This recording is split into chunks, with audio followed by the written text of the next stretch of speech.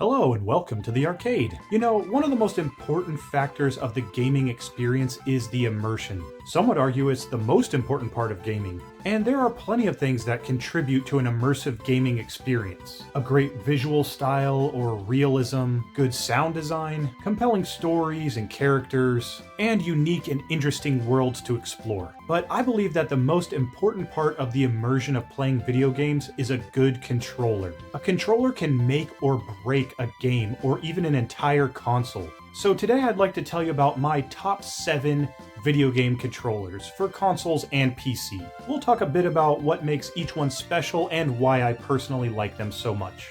So here we go. Here are my top 7 favorite controllers of all time. Number 1. The original NES controller. This is the controller that started it all.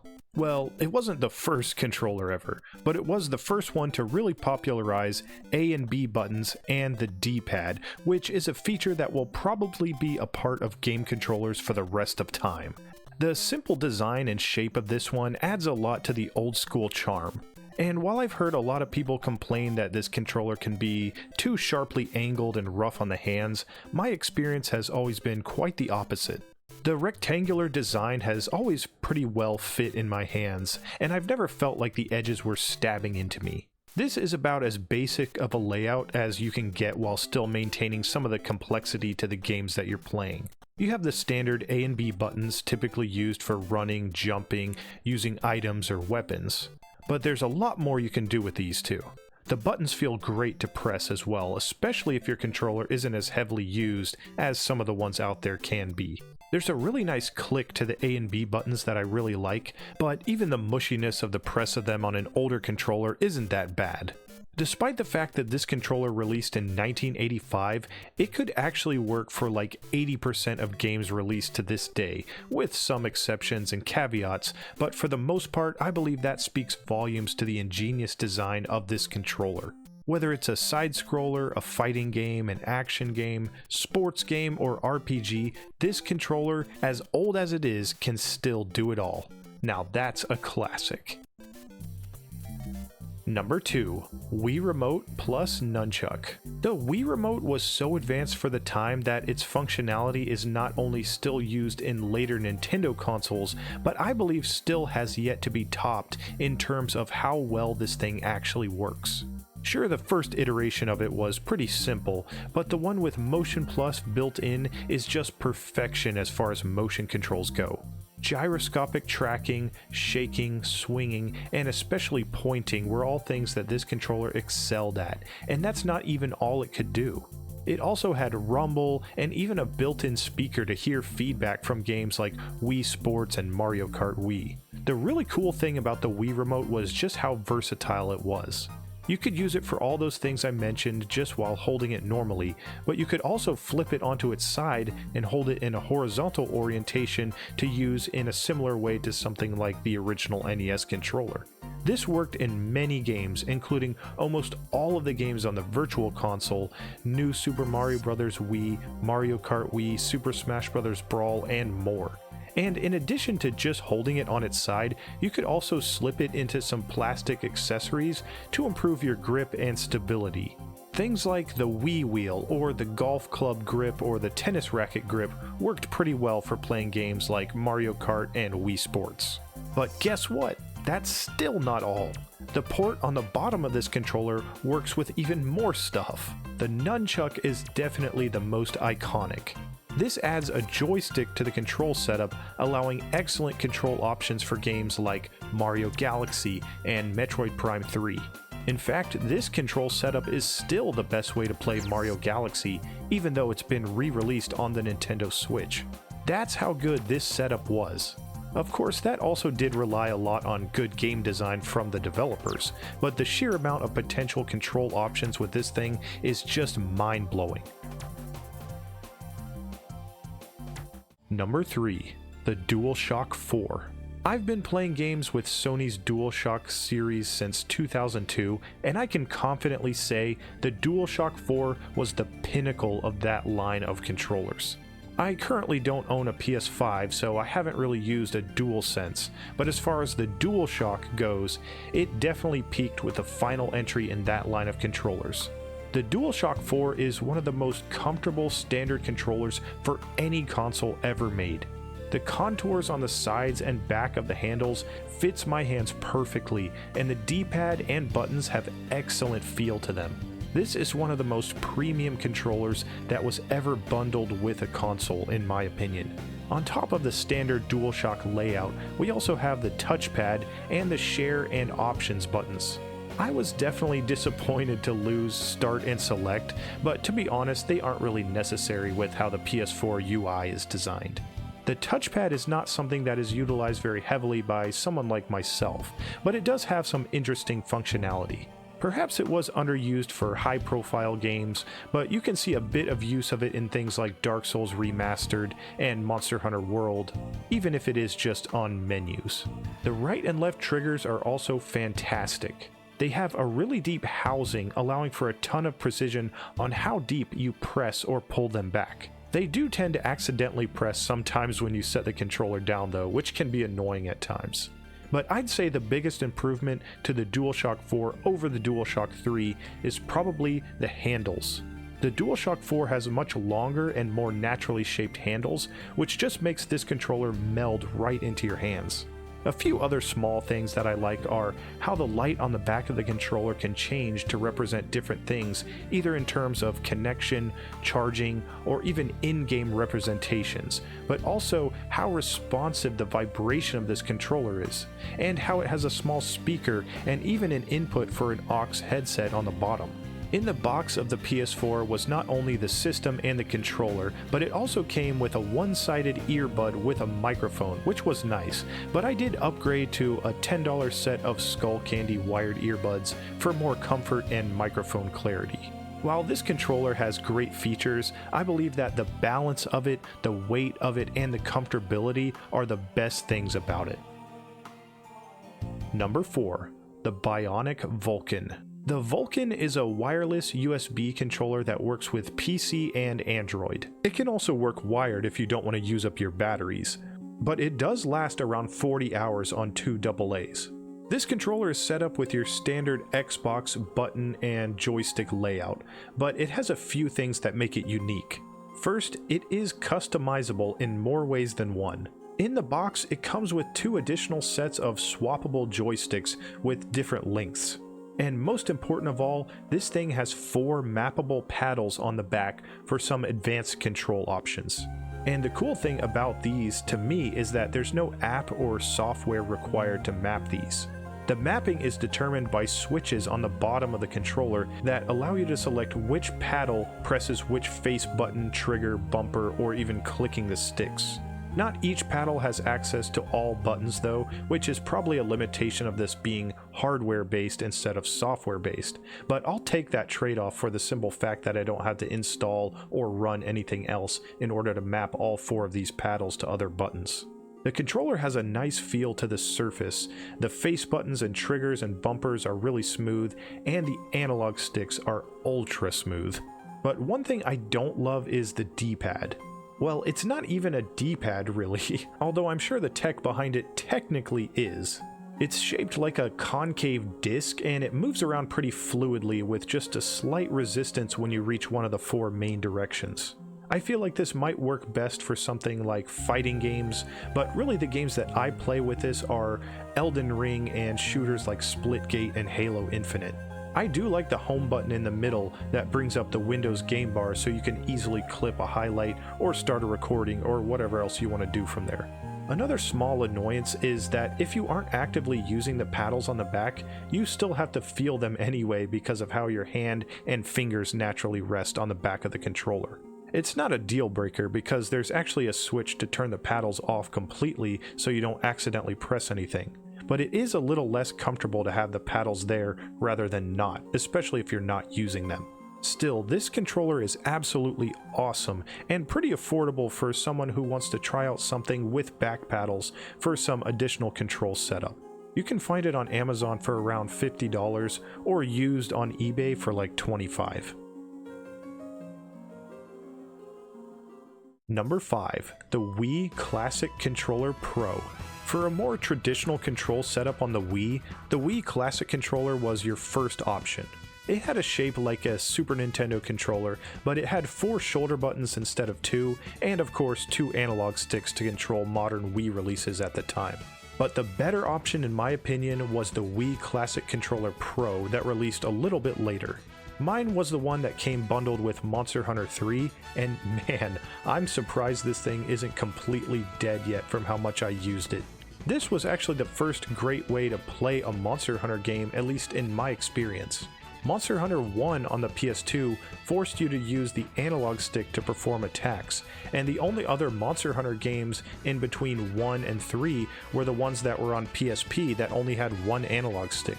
And not only was this thing great for Monster Hunter, but it was my favorite way to play Mario Kart Wii as well. And for any of the games on the Virtual Console, this was definitely the way to go.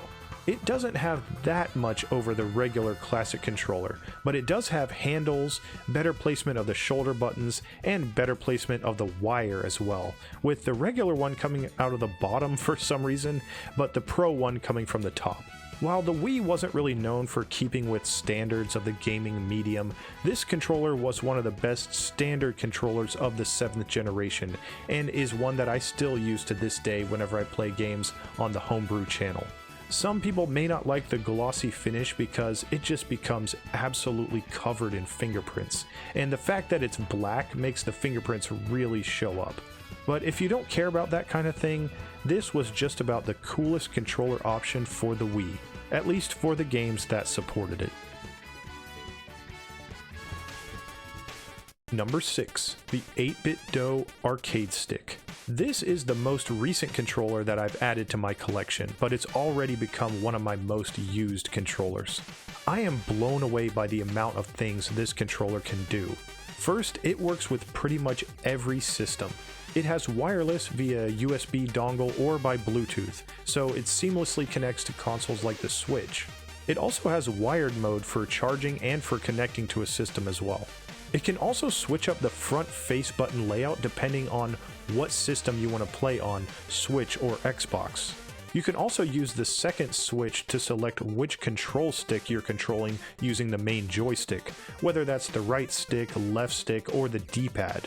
Then you have your pairing button, your turbo button, and home button. Start and select are here obviously, and then of course all the buttons from a typical controller laid out in an arcade control style. That means all the normal face buttons and all shoulder buttons right here on the front together. This ends up being surprisingly perfect for playing a few different types of games, mainly racing games and retro games. In Mario Kart 8 Deluxe, there really is no scenario where you would use the right stick, so mapping this thing to the left stick and then having A, B, R, and L right here on the face makes this one of the most comfortable ways to play Mario Kart. And for retro games, this thing is absolutely perfect. Most retro games, either old school classics or just newer retro style games, tend to have a relatively simple button layout, and this controller takes full advantage of that. You might be surprised how fast you can get used to playing something like Super Mario Bros. On an arcade stick. It also has pretty nice weight to it, as well as rubber foot pads to keep it from sliding around when it's on top of a desk or other flat, smooth surface. The feel of the buttons is maybe not legit arcade machine level, but it is a huge step up from something like Arcade 1-Up in terms of premium feel and clickiness. The joystick is definitely my favorite part though.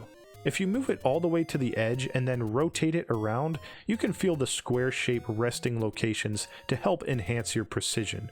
I believe this helps most with fighting games, but it can also help with platformers as well. The amount of features and the versatility of this controller are just off the charts, and while it is a little pricey, if you're interested in a fight stick or an arcade stick for any of the games you like to play, I'd recommend this one just for the amount of options it has, as well as the premium weight, the sturdiness, and general build quality. It can make any game feel like an arcade game, and for some games it's probably the most competitive option, at least for some racing and fighting games. Now, before we get to number 1, I'd like to throw in an honorable mention, the Wii U gamepad. This would probably be in either the number 2 or number 3 spot on my list if I still had it, but sadly mine broke years ago and I still haven't replaced it. This thing was just so far ahead of its time in my opinion. It's basically a precursor to the Nintendo Switch with how you could play most of your games in handheld mode without having to use the TV. And the amount of different control options was absolutely awesome. You could do strictly handheld, or you could alternate between handheld and TV display. And it even had a touchscreen and TV remote built in. But the best thing about the Wii U gamepad was definitely the level of comfort. Despite how big this thing is, it just feels great in the hands. I'm definitely reminded of the Wii U gamepad every time I play my Switch in handheld mode using the Hori SplitPad Pro. The gamepad was also the perfect method of playing virtual console titles, especially the Game Boy Advance. The build quality felt ultra premium. It had a ton of little features like a microphone and the TV remote that I mentioned, and it was awesome to be able to play your games on this thing in bed or on the couch or without having to use up the TV. It's such a cool piece of technology despite its reputation and terrible marketing by Nintendo. And now my number 1 favorite controller of all time, the Nintendo Switch Pro controller. At first, I scoffed at the high price tag of this thing, but I was lucky enough to find a discounted one at Walmart because it had a damaged box. Luckily, the controller itself was perfectly fine. Love when that happens. This, in my opinion, is the most premium feeling controller on the market, from what I've used. The Joy-Con are cool, but whenever I have the choice, I always pick this controller over the Joy-Con. There's just no contest for most games. Not only is the build quality of this thing absolutely fantastic, it also has the same HD rumble of the Joy-Con, and it has the offset analog stick layout of the Joy-Con as well. It also has incredible battery life and nice to have features like being able to turn the console on using the controller. The click of the buttons is just perfect and feels so natural in games like Monster Hunter Generations and Breath of the Wild. The smoothness of the analog sticks is mind-blowing. It's almost completely frictionless. And the sturdiness of the D-pad is great too, making it a joy to use for old-school games on the Nintendo Switch online service. It also has gyro controls built in, letting you more easily aim in games like Splatoon, Fortnite, and Tears of the Kingdom. And it's not necessary to make it a good controller, but I am really glad that it uses USB Type-C for charging. I am an Android user, so I have a ton of USB-C cables, and I can pretty much use any one of them to charge this thing. I don't typically have to do that since I almost never take the charger out of the Switch dock, but it's still a nice feature. Overall, this controller has the best of almost everything that I can think of. The feel and the comfort are unmatched. The build quality is the most premium of anything on the market. The click of the buttons, smoothness of the analog sticks, and the sturdiness of the D-pad are the perfect combination for almost all games. The battery lasts around 40 hours, and it even has an easy option for capturing screenshots and videos of your gameplay. Sometimes I wish I could use this controller on all of my consoles and my PC. It is my absolute favorite game controller of all time. Now, with all that being said, I believe that each controller on this list offers something unique. The NES controller has a simple layout that makes playing games like Super Mario Bros. Or Wizards and Warriors an absolute blast. The Wii Remote has a multitude of layouts and accessories, making it perfect for motion-heavy games like Wii Sports, Red Steel 2, and Mario Galaxy. The Dualshock 4 is the most comfortable PlayStation controller ever made, and it has a decent amount of features and is the controller I prefer to play games like the Dark Souls series and Monster Hunter games. The Vulcan is an affordable, feature-rich option for PC and Android gamers. The mappable paddles are such a fun way to control shooters. The Wii Classic Controller Pro is the ideal way to play the more standard controlling games on the Wii, like Monster Hunter 3, Mario Kart Wii, and most of the Virtual Console games. The 8-bit Do arcade stick is perfect for modern arcade games, classic games, racing games, and almost anything else that needs just one joystick. I love playing Nintendo World Championships NES Edition, Mario Kart 8 Deluxe, Contra and Castlevania collections, and the old school games on the Nintendo Switch online service with this controller. And the Switch Pro controller is the absolute pinnacle of modern console controllers, packed with features, boasting an excellent battery life and a premium feel and comfort level that is unmatched. So that's my list. You know, when I think about it, I've probably used close to 100 different video game controllers over my past 2+ decades of gaming. But the ones that I talked about today are the best and most memorable, at least in my opinion. But what do you think? Which controllers are your favorites, and do you agree with any of my picks? What is your favorite game controller of all time? I would love to hear from you, and as always, thank you so much for watching.